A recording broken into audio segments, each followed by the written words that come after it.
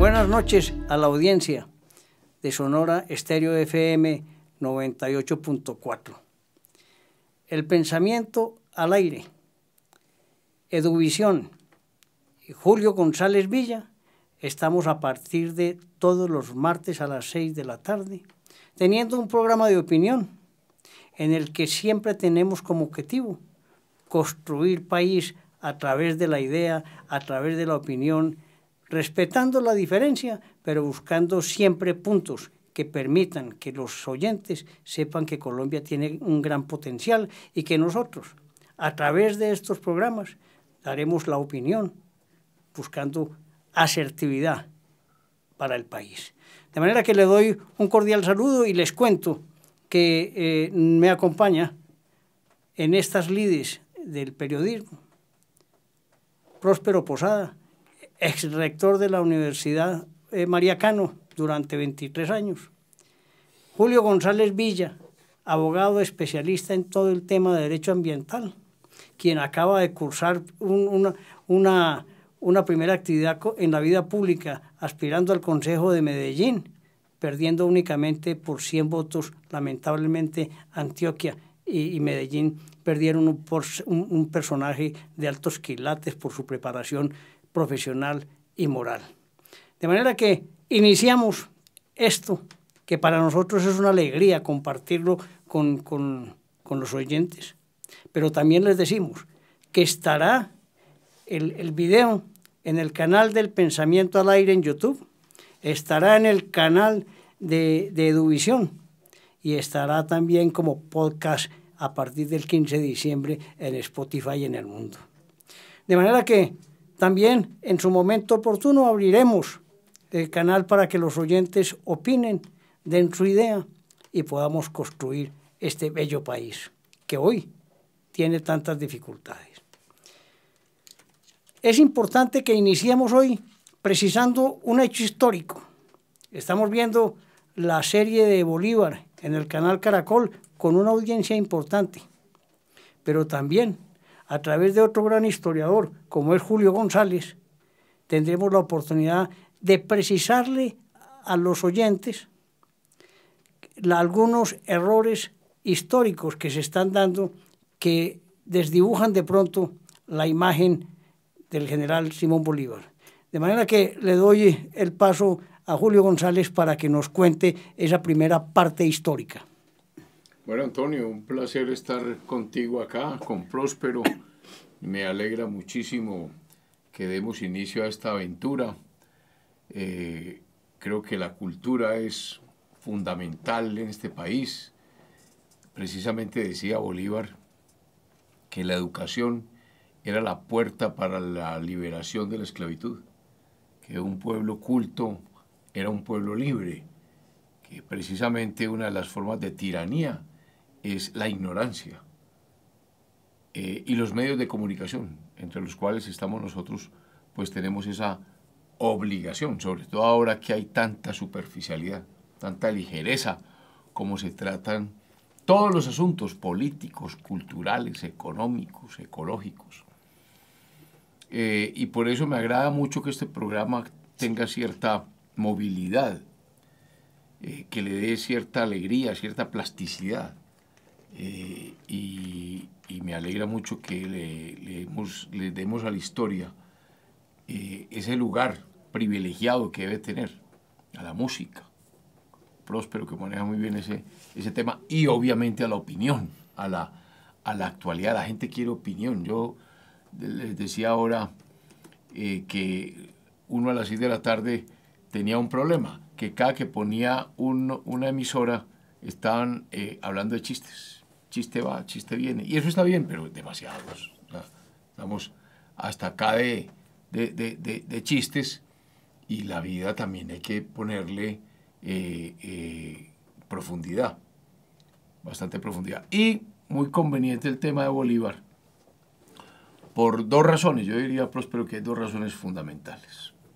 Una, ese pensamiento bolivariano que ha sido hurtado por la izquierda y que hay que volver a recuperar, porque Bolívar era de todo menos de izquierda. Bolívar era un demócrata. Bolívar es un hombre inmenso, es un hombre de connotaciones hemisféricas. Yo creo que los que menos sabemos de Bolívar somos los colombianos o los latinoamericanos. Saben más de Bolívar en los Estados Unidos y en Inglaterra o en la misma España que nosotros. Y es una tristeza que el régimen,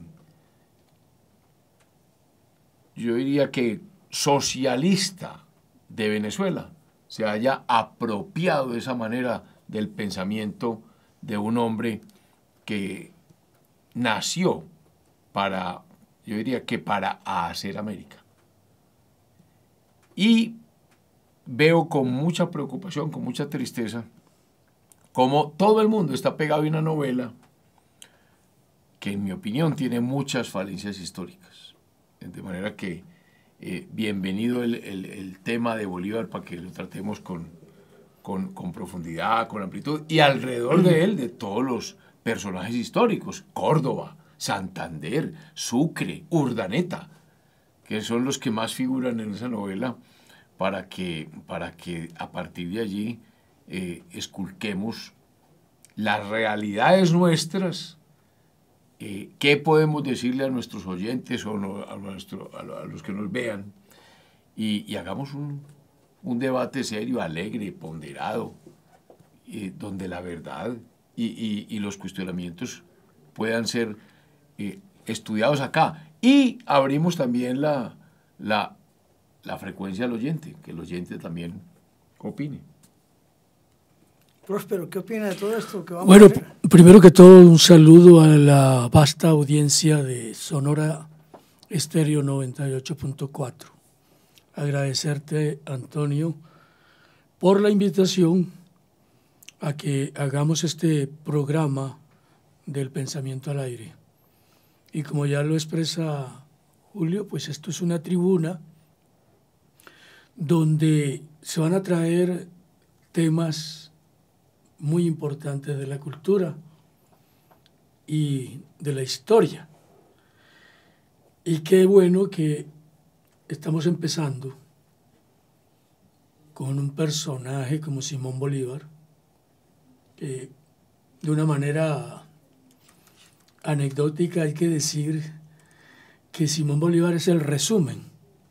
Simón Bolívar se llamó José Antonio de la Santísima Trinidad de Bolívar, Ponte y Palacios Blanco, y como lo mencionó ahora, más conocido como Simón Bolívar, el hombre de las dificultades.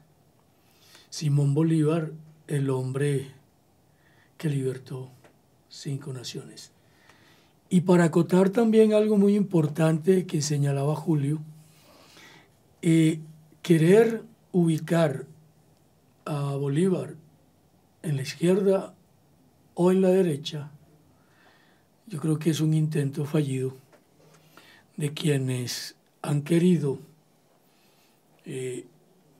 traer para sí, políticamente hablando, el personaje inmortal de Bolívar. Bolívar era un libre pensador, o sea que a un libre pensador no lo pueden ubicar ni en la izquierda ni en la derecha.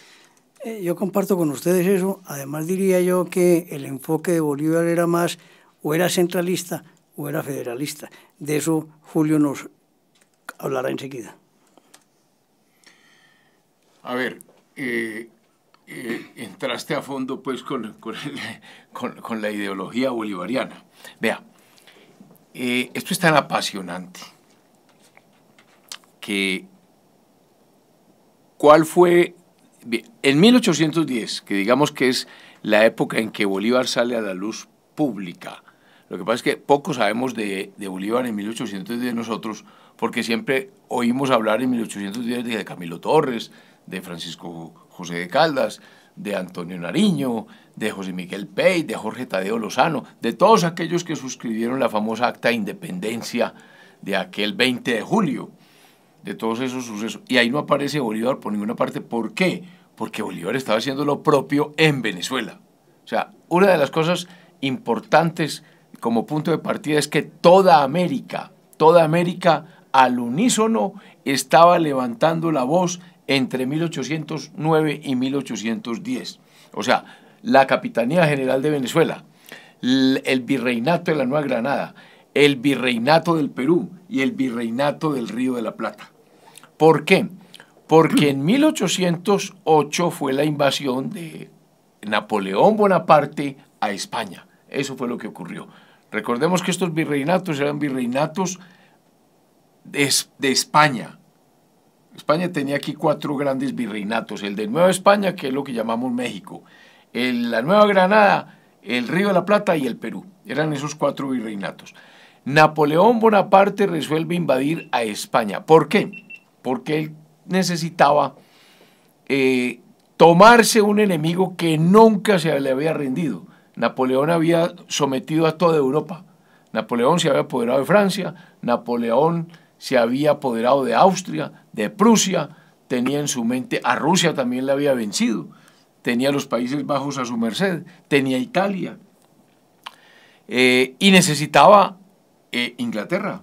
Ese era el premio mayor de Napoleón Bonaparte. Y para tomarse Inglaterra, ¿qué necesita? La costa, tener control de la costa total, para armar una armada de tal envergadura que desembargara en suelo inglés y su ejército sometería a Inglaterra, porque él era el gran general de los ejércitos. Recuerden que Napoleón era un hombre de la artillería. En esa época no había aviación, por lo tanto, habían 2 grandes armas, que era la armada y el ejército. La armada es un cuerpo de logística, es un cuerpo que sirve para llevar el ejército y desembarcarlo. El ejército tiene 3 armas, la caballería, la infantería y la artillería. Y Napoleón era del arma de la artillería, él era un artillero. Y los artilleros tienen una formación matemática. Recuerden que un artillero tiene que estudiar parabólica, a qué altura dispara la bala para que la bala haga la elipse y llegue a tal punto. Entonces Napoleón lo que tenía que hacer era desembarcar en Inglaterra y así con toda su sabiduría militar como miembro del ejército era capaz de someter a Inglaterra. Entonces para hacer semejante desembarco necesitaba salir de muchísimos puertos al mismo tiempo, o sea, una armada tremenda, porque él sabía que Inglaterra tenía una armada pues tremenda porque era una isla. Julio, pero lo voy a interrumpir para una cosita. Es importante contarle a la audiencia que la experiencia de Napoleón era en la Revolución Francesa. Él fue un hombre del ejército en la Revolución. Hijo de la Revolución Francesa. El gran hijo de la Revolución Francesa fue Napoleón Bonaparte. Porque la Revolución Francesa, 1789. Y Napoleón, si no estoy mal, aparece, después de la Revolución vino el directorio. Sí. Y después del directorio viene el consulado. Y ahí es donde aparece él. Es donde aparece. Primero que era uno de los, se habían decidido que habían 3 cónsules, y uno de ellos es Napoleón. Finalmente él se hace nombrar primer cónsul, ahí se apodera del gobierno de Francia, y luego ya viene la coronación como emperador. Se apodera aprovechando el colapso que había en Francia, después de la revolución, que fue una revolución, digámoslo teóricamente, digamos desde el punto de vista intelectual, una historia inmensa, pero desde el punto de vista de la revolución fue un desastre. Sí, recuerde las palabras de Sieyès, ¿se acuerdan de Sieyès, el abate Sieyès, que dijo, para calmar y organizar las cosas que estaban totalmente desordenadas por la revolución, que dijo, busco una espada, y ahí aparece Napoleón Bonaparte y señala a Napoleón, y ese es el hombre que termina empoderándose de todo, se hace nombrar emperador, y entonces viene la decisión de invadir a España y Portugal para apoderarse de las costas. Entonces utiliza urde una trama para apoderarse de España. Aquí había un rey flojón, que era Carlos IV. Carlos IV, conocido en las famosas pinturas de Goya. Cuando usted va al Museo del Prado a Madrid, Goya pues tiene un salón completo y aparece, hay una pintura muy famosa que es la familia de Carlos IV. Carlos IV tenía a su hijo mayor, que iba a ser el heredero, que era Fernando VII, pero tenía una mujer conocida como Casquivana, porque decían que era la amante del primer ministro, que era Manuel Godoy. Entonces había una burla del pobre Carlos IV, un hombre que tenía cachos, que tenía cuernos, todas estas cosas. Un hombre pusilánime en esa época. Oh, pusilánime, muy diferente al padre. Recuerde que el padre fue Carlos III, que hizo de la España de los Borbones una gran España. Pero Carlos IV, es que le sigue, pues tiene este bendito problema. Entonces hay una división al interior de España de cuál debería ser mejor el rey. Si Carlos IV o su hijo, Fernando VII, que empiezan a llamar el deseado. Vámonos entonces para unos mensajes institucionales.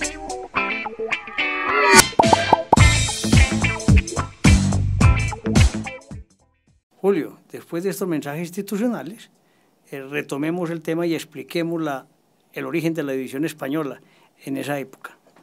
Entonces, como el hijo mayor es el que siempre se entera de las cosas, el más informado de la familia, porque al fin y al cabo es el heredero al trono, sabía de los amores de su madre María Luisa con el primer ministro Godoy, obviamente le reclama a su padre el que no haga nada al respecto, y ahí empieza una tirantez entre padre e hijo.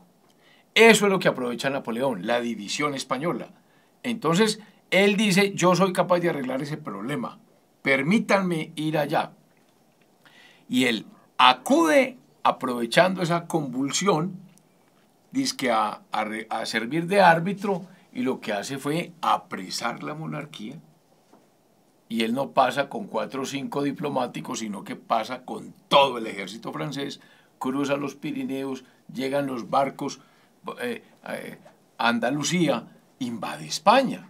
Desde un momento a otro el pueblo español se sorprende con que está lleno de franceses, y eso crea una conmoción porque España y Francia no se pueden ver, son dos culturas muy distintas. Una cosa es el francés y otra cosa es el español. Siempre recuerde usted las divisiones entre Carlos I de España, el llamado Carlos V, y Francisco II de Francia. Se mantenían en guerra permanente. O sea, creo, si mi memoria no falla, que hasta Luis XV tuvo grandes dificultades.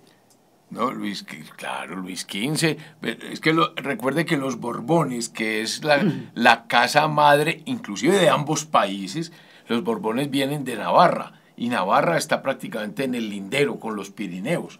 De ahí viene Enrique IV, que da origen a los Borbones allá cuando se convierte al catolicismo, que dice esa famosa palabra de que París bien vale una misa, y entonces se convierte al catolicismo. Y luego los Borbones de españoles, que son pues Carlos III, Carlos IV, Fernando VII, etc. Entonces, esa invasión napoleónica hace que todos los españoles se unan contra el usurpador, que es Napoleón. Recuerde que Napoleón coloca como rey en España a su hermano, a José, el famoso Pepe Botella, porque le gustaba mucho el vinito, se pasaba de copas. Y entonces los virreinatos españoles, que se sienten españoles, dicen, nosotros no vamos a aceptar a Napoleón como rey de esto. Entonces, mientras tanto, vamos nosotros a declarar la independencia. Entonces vienen todas las famosas juntas de regencia o juntas autónomas en toda España y en toda América. Entonces viene la famosa Constitución Española de 1812. Entonces fíjense que todo eso hay que estudiarlo. Y enmarcarlo, ¿no? Y enmarcarlo, porque entonces vienen las declaraciones de independencia nuestras del 20 de julio de 1810, las de Ecuador de 1809 y las de Venezuela de 1810, etc. Ahí es donde aparecen aquí Torres, Nariño, y ahí estamos hablando de federalismo y de centralismo. Y de federalismo y de centralismo. Ahí no hablamos de partidos, sino centralismo y federalismo. Y viene una cosa interesante, que es, ¿quién habla de que es importante el centralismo? Nariño. ¿Por qué? Nariño es un personaje bien interesante para entender a Bolívar. Usted iban a hablar de Bolívar y están hablando de Nariño. Lo que pasa es que Nariño siempre lo hemos tildado de centralista. Nariño fue centralista en 1810. ¿Por qué? Porque veía que había que mantener unido y fuerte un establecimiento, un ejército, porque España no se iba a caer de brazos cruzados. Pero Nariño a largo plazo era federalista. ¿Usted de dónde saca eso? Cuando uno estudia la Constitución de Cúcuta de 1821, 11 años después, donde ya Bolívar fue el protagonista, porque la Constitución de Cúcuta se da cuando ya hay victoria en Boyacá, victoria en el Pantano de Vargas y victoria en Carabobo, cuando ya hay digamos que se logró derrotar al ejército español en la Nueva Granada y en Venezuela. Entonces dice, hagamos una constitución en una región limítrofe, viene Cúcuta, 1821. ¿Sabe quién fue el presidente de esa constitución de Cúcuta? Nariño. Aparece Nariño, que había estado preso en España, regresa y dice, yo propongo esta constitución. ¿Y sabe qué tipo de constitución propone? Federalista. Esa es la parte grande de Nariño que la gente no ha podido entender. El cambio. El cambio. Porque él decía, no, mético, cuando ya el país está independizado, ya hay que darle un régimen diferente. Y el mejor régimen es aquel que se crea de abajo hacia arriba. Es decir, un régimen federal, no de arriba hacia abajo. ¿Cuál fue el problema? Que se impusieron las tesis de Bolívar. Viene tu pregunta. ¿Pero Bolívar era federalista? Oh, mético. Era federalista en 1810, cuando él necesitaba que las provincias de acá, las provincias unidas de la Nueva Granada, le dieran el control del poder. Entonces él fue federalista, él fue llamado por las provincias unidas de la Nueva Granada, dirigidas por Camilo Torres. Pero después, cuando es derrotado, dice, este régimen para una guerra no funciona. Él es derrotado, él tiene que abandonar América, se va para Jamaica, escribe su famosa Carta de Jamaica. De la cual hablaremos aquí en su oportunidad también, porque tiene mensajes importantes para este momento histórico de Colombia. Sí, no, fundamental, es que el pensamiento bolivariano grande arranca en la Carta de Jamaica, y hay que pegar una buena reflexión sobre ese tema. Entonces regresa Bolívar de Jamaica y comienza otra guerra muy diferente a la que él tuvo que abandonar, donde ya dice, no, para arrancar hay que poner un régimen centralizado, que él es el que termina en Cúcuta ya en 1821. Entonces, precisando la historia, en esa época no hablamos de partidos, sino de formas de administrar un gobierno, centralismo o federalismo. La explicación histórica la acaba de dar Julio, precisión completamente importante para que la audiencia entienda que fundamentalmente los gobiernos tienen dos formas de administrar. Una, dándole fuerza a las regiones, y otra, manteniendo el poder centralizado. Y una anotación bien importante. Ahora, ¿por qué triunfó el régimen federal en la gran región del norte? ¿Por qué si Estados Unidos logra antes, en 1776, es que estamos en 1810, o sea, como 30 años después, ¿por qué Estados Unidos sí desde el principio fue capaz de establecer y consolidar un régimen federal? ¿Y por qué eso no ocurrió acá? Ahí hay que estudiar un poco más ese asunto. Recuerde que el tema ya fue diferente. Allá se formaron 13 colonias y de muy distintas partes. Allá fueron llegando calvinistas y fundan una colonia. Llegan luteranos y fundan otra colonia. Llegan presbiterianos y fundan otra colonia.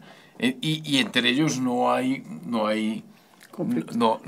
conflicto, pero tampoco es que se quieran mucho. Cada uno nace y va formando una comunidad.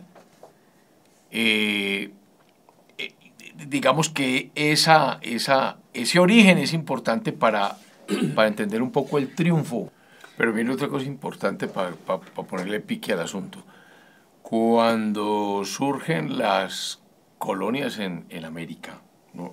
En Sudamérica, pues, y se van fundando las ciudades, estas se organizan. España organiza territorialmente esto en el concepto de provincias. Claro. Provincias. y las provincias tenían cierto manejo federalista. O sea, no esperaban instrucciones de Bogotá. Entonces, por ejemplo, se crean en el norte la provincia de Cartagena y la provincia de Santa Marta. Y ellas, es más, no se pueden ni ver. ¿Por qué? Porque hay una diferencia social. El río Magdalena separa esas dos regiones. Una cosa es la parte norte, que es controlada por Santa Marta, otra parte, la parte de acá controlada por Cartagena. La provincia de Antioquia, que se separa de la provincia de Popayán, y se separan. La provincia de Cundinamarca, ¿cierto? La provincia de Tunja, la provincia de Pamplona, la provincia de Socorro, que equivale a Santander del Sur, Pamplona, que equivale a Santander del Norte, la provincia de Neiva, que hoy sería como el Huila, la provincia de Mariquita, que después sería como el Tolima. Para interrumpirte y hacer una comparación con nuestra parte hoy, eso no generó el tema de las regiones, apenas las regiones se fueron formando con posterioridad, ¿cierto? Por eso tampoco puedo decir que el régimen de Colombia fue desde Bogotá hacia abajo, no. España admitía mucho federalismo también. Usted mire España. España sabía que había un poco de reinos que conformaron España, que simplemente se consolidan al lado de Fernando e Isabel, pero él reconocía que había el reino de León, que había el reino de Castilla, que había el reino de Navarra, que había el reino de otros reinos, y simplemente se unificó después de la expulsión de los moros en 1492. Pero aceptaban un manejo de cierta autonomía. Entonces tampoco es que fuera tan extraño para nosotros el tema de autonomía como para decir que aquí ese sistema no podía funcionar. Por eso es tan importante recordar a Nariño. Y hay que comprender todos los sucesos históricos que se vivían en ese momento en el mundo. En el mundo ese, casi que Sudamérica y España, en esa época crucial del cambio de nuestras colonias a independencia. Volvamos un momentico a los mensajes institucionales.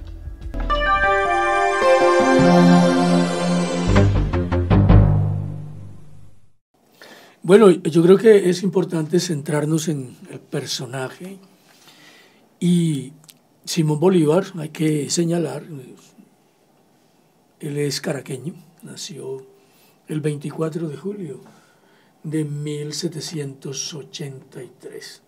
Pero miren lo interesante de todo esto, es descendiente de una familia de origen vasco, que se había establecido en Venezuela desde fines del siglo XVI y ocupaba en la provincia una destacada posición económica y social. Es decir, Bolívar no era un cualquiera, era un hombre de casta. Sus padres entonces fueron el coronel don Juan Vicente Bolívar y Ponte y doña Concepción Palacios Blanco. Tenía 3 hermanos mayores que él, María Antonia, Juana y Juan Vicente, y hubo otra niña que en el registro histórico se llamó María del Carmen, que murió al nacer. Antes de cumplir 3 años, Simón perdió a su padre, fallecido en enero de 1786. Y algo muy importante en la vida de Bolívar es su formación. ¿Sí? En esa época la educación de los niños corría a cargo de la madre. ¿Sí? Y en este caso, su primera formación la dio su madre, una mujer de una fina sensibilidad, pero también capaz de administrar los cuantiosos bienes que poseía la familia. Además de la herencia paterna, Simón también era titular de un rico mayorazgo instituido para él en el caso de él, en 1785, por el presbítero Juan Félix Jerez y Aristaguieta.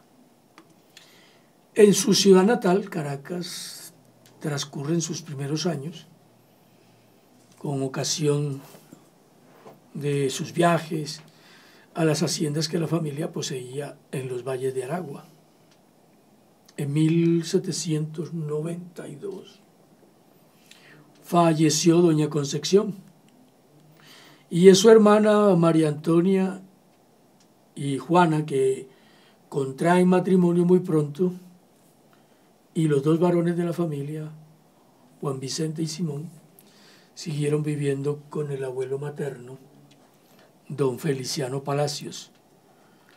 La casona de la familia de ellos, pues, daba a todo el frente de la plazuela de San Jacinto, en pleno centro de Caracas. Al morir el abuelo, Simón queda al cuidado de su tío y tutor Carlos Palacios. Esto incluso lo narran en la novela que hoy emite Caracol, pero parece ser que Simón no tiene muy buenas relaciones con su tutor, es decir, con su tío Carlos Palacios. Cuando cumplía los 12 años, sufre una crisis muy propia de esa primera adolescencia y huye y se va del lado de su tío para acogerse entonces a la casa de su hermana María Antonia y de su marido, hacia quienes Bolívar sentía mayor afinidad afectiva. Luego Simón Bolívar pasó algunos meses como interno en la casa de don Simón Rodríguez. Ojo a este personaje. Nacido también en Caracas, quienes por la época regentaban entonces, eso que me parece a mí muy bonito, la Escuela de las Primeras Letras. La Escuela de las Primeras Letras. Entre aquel genial pedagogo y reformador social y el niño Simón Bolívar se establece entonces una corriente de mutua comprensión y simpatía que duraría tantos años. Rodríguez cualquier día se marcha de Caracas, por allá en 1797, y deja en el alma de Bolívar un vacío, puesto que Simón Rodríguez se convierte en ese guía espiritual. Pero además yo creo que Simón Rodríguez es el que empieza a generar en Bolívar esos sentimientos libertarios. Pero quiero aclarar simplemente que hay otro personaje importantísimo en la vida de Bolívar, que fue la negra Hipólita, que tuvo una ascendencia inmensa sobre Bolívar. Recordaba Próspero que Bolívar se encuentra con don Simón Rodríguez en Roma. Así es. ¿Tú vas a contar algo del Monte Aventino? Sí. El juramento, ¿no? El juramento. Sí, de todas maneras él vuelve con los años, se encuentran en Europa.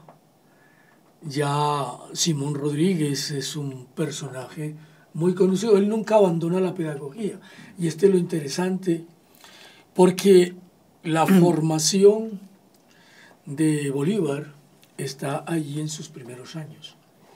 Ahí tiene la influencia de este gran pensador como lo es Simón Rodríguez. ¿Y usted se imagina todos los libros que puso a leer Simón Rodríguez a Bolívar? O sea, lo que escribía Diderot, lo que escribía Voltaire, lo que escribía d'Alembert, lo que escribía de Holbach, lo que escribía Montesquieu, es decir, todo el siglo de la Ilustración, que fue una maravilla de siglo, esa fue la formación que recibió Bolívar.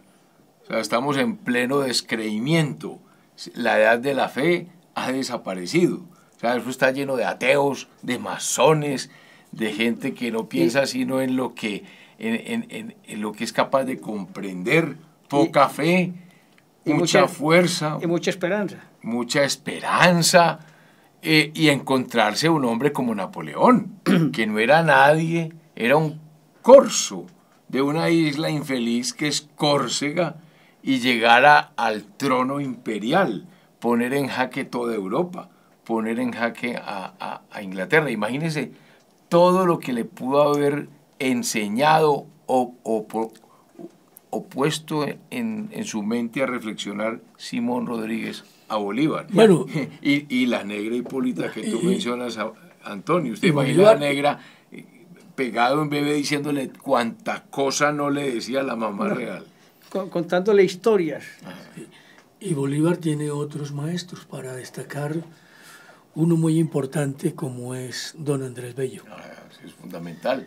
Quien atesoraba ya en su juventud ese caudal de conocimiento y que habría de conducirlo con el tiempo a ser el primer humanista de América, don Andrés Bello. Recuerde que Andrés Bello es el que le da el nombre a nuestro municipio de Bello, antes llamado Atoviejo, y se cambia por Bello.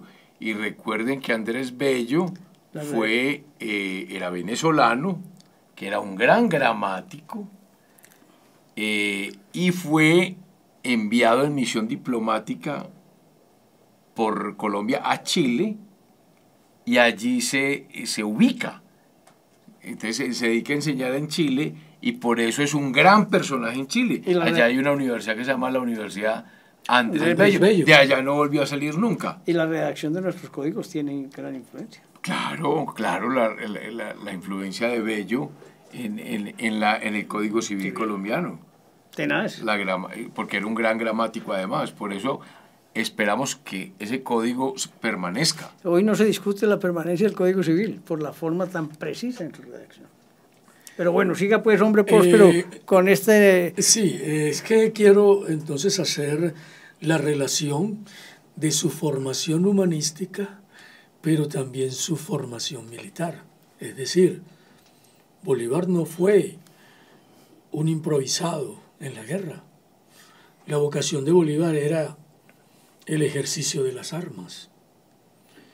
En enero de 1797 ingresó como cadete en el batallón de milicias de blancos de los Valles de Aragua, del cual había sido coronel años atrás su propio padre. Es decir, él tiene la herencia de su padre en torno a lo que es la milicia. Y la verdad no tenía aún los 14 años cumplidos. El adiestramiento práctico en los deberes militares, Bolívar los combinaba en el aprendizaje teórico de materias consideradas en ese entonces como la base de la formación castrense. ¿Quién podía pensar que un militar necesita de las matemáticas? Hoy en día, supuestamente el militar lo forman para la guerra y entonces lo forman en eso, en la milicia, pero no lo formaban para las matemáticas. El dibujo topográfico. Recuerda a Napoleón. Correcto. O sea, volvemos al tema, el artillero necesita matemáticas. Claro. Y lo que estás diciendo, Napoleón estudiaba el campo de batalla. Claro. Él no improvisaba, él no llegaba y me encontré con los austríacos y vamos a darnos balas, no. Él preparaba el campo de batalla que él quería que fuera. Claro. Y hacía que el enemigo fuera allí. Esa es la... Y mire, entonces tres ramas del saber: la matemática, el dibujo, pero especialmente el dibujo topográfico, y la física, que obviamente él aprendió en la academia, que la estableció en la propia casa, en su propia casa, por el sabio capuchino Fray Francisco de Andújar. ¿Sí? Desde mediados de 1798, y a la cual asistían también varios amigos de Simón. Venga, una cosa importante, Antonio y Próspero. Sí. ¿Por qué una persona de esa solvencia económica tenía sus propios profesores? Porque no existían colegios. Ahí está el problema de la ignorancia y una de las causas de la revolución y de la ilustración. porque existía la teoría monárquica de que no era conveniente educar al pueblo porque eso le abría las luces. Entonces, no existían colegios, no había donde mandarlos a estudiar. Entonces, las gentes de mejor modo lo que hacían era contratar unos profesores que fueran a darles clases a sus hijos en sus propias casas. Y acuérdese que además, fuera de no leer ni escribir, no había ni leer ni escribir. Ese era un tema bastante importante que habrá que analizar. Pero nos tenemos que ir a un mensaje institucional.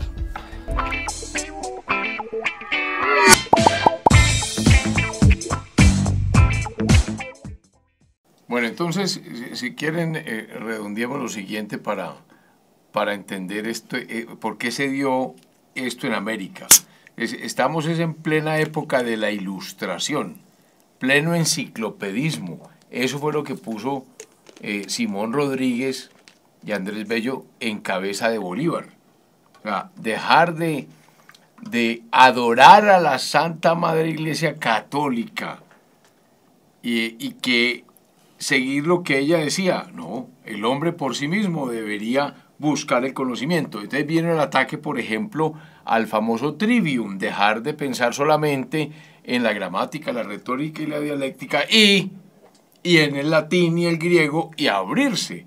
Entonces ya habría que aprender inglés, había que aprender francés, había que aprender alemán y había que abrir la cultura. La imprenta hace que ese conocimiento empiece a divulgarse por todas partes y digamos que el descaro francés hace que todo ese pensamiento de francés e inglés genere en ese siglo XVIII las condiciones para pensar en gobernarse por sí mismo. Entonces viene la independencia de los Estados Unidos y consecuencia de esa independencia de Estados Unidos, donde hace triunfar el régimen federal, viene la independencia de América. ¿Ese fue el espejo? Ese es el espejo. Entonces usted no puede mirar eso como aisladamente. Y ahí es donde aparece Bolívar, que tiene como sus, digamos que figuras fundamentales, a Nariño, a Torres, a Franklin, a Adams, a Jefferson y a toda esta gente, ¿cierto? Y de Contera a Hobbes, a Hume. Y si mira hacia abajo de Sudamérica también tenía ya unos reflejos. San Martín. San Martín. Nada más y nada menos que San Martín. Yo creo que Bolívar se entrega con pasión precisamente a estudiar estos grandes pensadores, ¿sí? Recibe una educación propia de un hombre gentil, un gentil hombre que se destinaba al mundo y al ejercicio de las armas. Amplió sus conocimientos en historia, en literatura clásica y moderna, y como lo decía ahorita, de matemáticas. Y entonces inicia el estudio del francés, aprende el esgrima y el baile, ¿sí? Porque eso era lo de moda en Europa. Todo eso lo hace un conquistador completo, ¿no? Claro. Entonces era un hombre que en ese medio europeo frecuentaba las tertulias y los salones de baile. Enriqueció su idioma y le dio mayor aplomo. Y la influencia de Bolívar, de Napoleón en Bolívar, porque si usted suma, él fue enviado a España, como dijiste, Próspero, a los 16 años. Y si nace en 1783, en 1800 está Napoleón en pleno auge y Bolívar tiene 18 años. Claro. Bolívar estuvo inclusive en el momento en que se coronó. Sí, porque cuadra con la edad. Mire que, entonces fíjese todo lo que él pudo permear. Mire que en 1802 él se casa, conoce a María Teresa Rodríguez del Toro. Pero acá, o se casa en España. Él conoce a María Teresa en Madrid, ¿sí? Sí. Pero regresan a América. Regresan, ¿Y obviamente. ¿En qué año? Estamos hablando de 1802, se casa. O sea, y Napoleón fue coronado en 1802. Si no estoy mal. Uno o dos. En el uno o en el dos, habrá que precisar. Pero creo que fue en 1801. Lo que pasa es que en Bolívar se casa y se viene para América. Sí, es correcto, viene para acá. abandona Europa. abandona. Y María Teresa muere justamente al año de haberse casado, en 1803. Ya Bolívar, viudo, regresa nuevamente a Europa a fines de ese mismo año. A Francia. Llega a Francia, pero pasa por Cádiz y Madrid y se establece. ¿Qué pasaría ahí de sí, América? Una pregunta sí, para los grandes pensadores. Si no hubiera muerto María Teresa, hubiera sido la vida normal de Bolívar en Caracas, ¿no? Hubiera sido bueno, para la cultura que él tenía, quién sabe. ¿Quién sabe? Y para la formación que ¿Quién sabe? tenía. ¿Quién sabe? Es que recuerda Hablas que- de las circunstancias de la vida que se van Sí. dando cambios fundamentales, ¿cierto? Entonces él se establece justamente en París en 1804. Y aquí empieza esa anécdota muy conocida por la mayoría. En Roma, un día de agosto de 1805, en el Monte Sacro, Bolívar jura en presencia de su maestro Simón Rodríguez no dar descanso a su brazo ni reposo a su alma hasta que haya logrado libertar al mundo hispanoamericano de la tutela española. Bueno, y ahí viene un tema. ¿Por qué Bolívar le tomó francamente odio a los españoles? Porque eso fue odio. Es decir, no toleró jamás ningún avenimiento con España. San Martín sí. Ojo, que hay dos personajes. Aquí en América hubo dos grandes libertadores. José de San Martín en Argentina y Chile. Y Bolívar en el norte. Y recuerden que ese par de golosos Se encontraron. o colosos se encontraron tratándose de quitar al Perú. San Martín respetó mucho a los españoles. San Martín llegó a decir que era importante para el Perú una monarquía constitucional, pero monarquía, y pidió que las casas de España enviaran a un príncipe. Y Bolívar eso no lo toleró nunca. Y de ahí vino la División. disparidad total entre... Yo creo que en parte Bolívar vive el yugo español, el maltrato de los españoles a la gente más cercana a él. ¿Sí? La esclavitud hace que seguramente Bolívar piense que tiene que liberar a estos países de ese yugo español. Fíjate una cosa muy importante, la Constitución de Cúcuta en 1821 trae un artículo que dio lugar a muchos problemas. Decretó la liberación de vientres. De aquí en adelante no habrá un esclavo que nazca esclavo. El que es esclavo seguirá siendo esclavo, pero el niño nacido de esclava es libre, y no dijo nada de indemnizaciones. Y eso creó un problema en la propiedad privada. Y apenas 30 años después se acabó la esclavitud en Colombia. En 1848. 48. Con José Hilario López. Con José Hilario López. Bueno, yo entonces creo que ese juramento que hizo Bolívar lo logró. Bolívar entonces es la figura más destacada de la emancipación americana. ¿Sí? También recordemos a Francisco Miranda, también había luchado. ¿Sí? Frente a este imperio español, que era avasallador, Bolívar contribuye a inspirar y a concretar de una manera decisiva la independencia de las actuales repúblicas Bolivia, Colombia, Ecuador, Panamá, Perú y Venezuela. Bueno, hay un tema interesante, el tema de Perú. Cuando uno viaja al Perú, a Bolívar no lo quieren en el Perú. Y uno entiende después por qué. Dice, precisamente porque el gran protector del Perú fue San Martín. La disputa comienza es por Guayaquil, porque Guayaquil se lo pelean la Nueva Granada y el Perú. Entonces, la historia habla de ese famoso encuentro de San Martín y Bolívar en Guayaquil. En Guayaquil. Donde finalmente Bolívar termina como triunfador de esa disputa.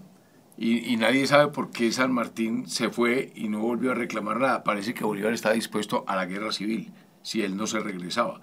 Porque la teoría de San Martín era que el Perú no estaba hecho para entender un gobierno republicano, que la sociedad peruana era muy diferente a la sociedad quiteña y a la sociedad venezolana o de la Nueva Granada.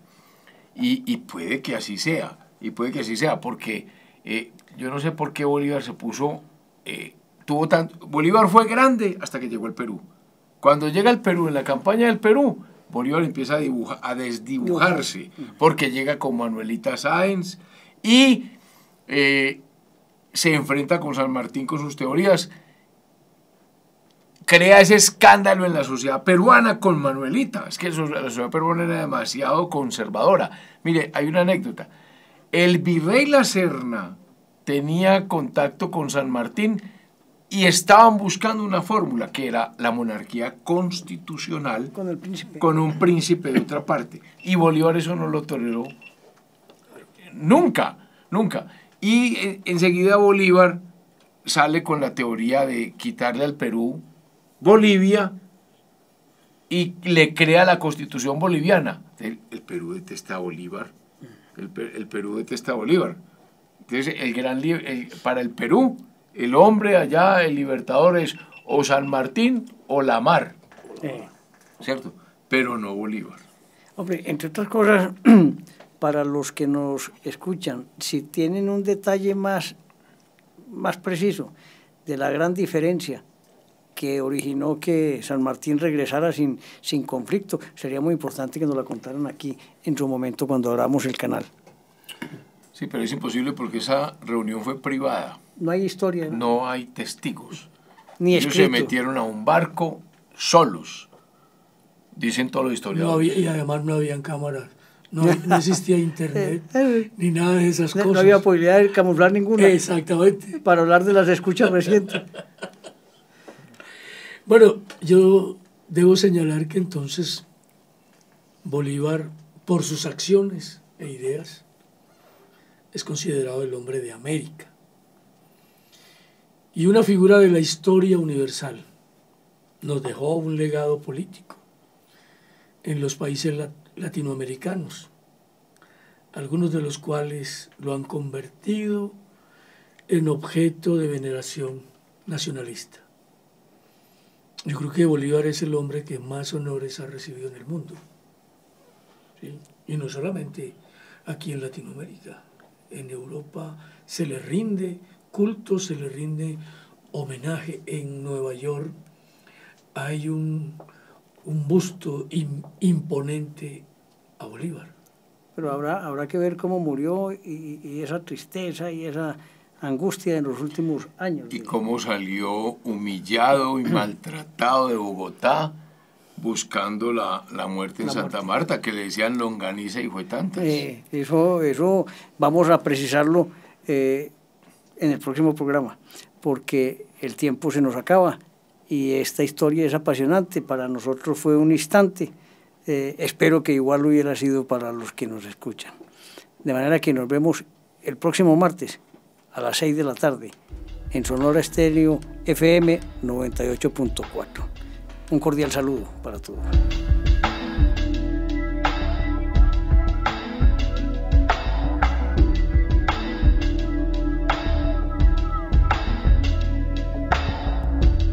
Jingle bells, jingle all the way.